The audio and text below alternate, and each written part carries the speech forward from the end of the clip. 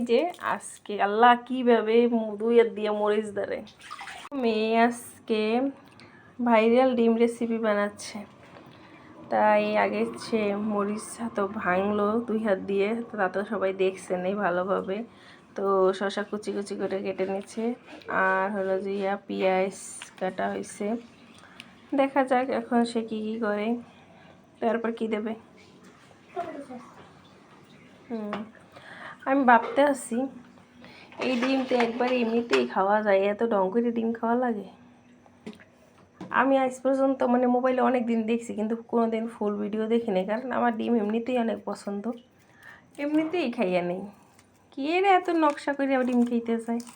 যাই হোক, আজকে বোন আসছে, তো তারা খালা বোন যে আবার একটু ডিম পছন্দ মানে এইভাবে খাইতে পছন্দ করবে।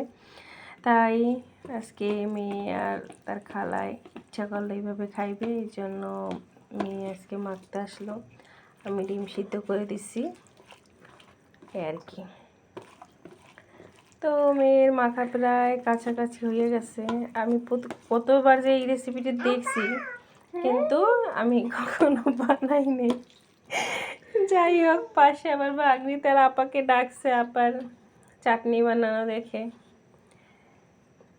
আরও সস লাগবে।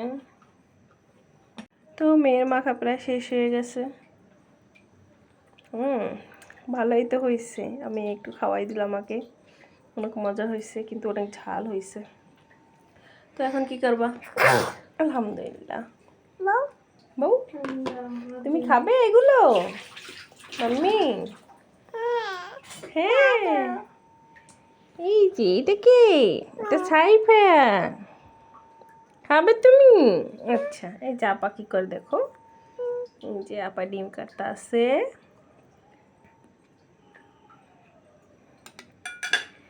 তো আমরা দেখতে থাকি কি কি করে। না আপা, মাম্মি আপা কি করে? বল আপা কি করো? হ্যাঁ আল্লাহ, এত নকশা করে নাকি ডিম খাওয়া লাগে। আমার তো ডিম এমনিতেই পছন্দ, পুরোপুরি খেতে পারি। আর এগুলো আমাদের ফার্মের মুরগির ডিম, এগুলো কোনো কেনা ডিম না, এই জন্য ছোটো ছোটো, বড় না। তো মেয়ের ডিম রেসিপি হয়ে গেল, এখন বাস আমাদের খাওয়ার পালা। তো চলো, এই ছিল আমাদের ডিম রেসিপি, এখন বাস আমরা সবাই খাবো। নাও এমি, সরিয়ে নাও, হাত দাও। এই তো এই ছিল আমাদের ভাইরাল ডিম রেসিপি, যা ইতিমধ্যে আমাদের খাওয়া শেষ হয়ে গেছে। আলহামদুলিল্লাহ, মোটামুটি ভালোই হয়েছে।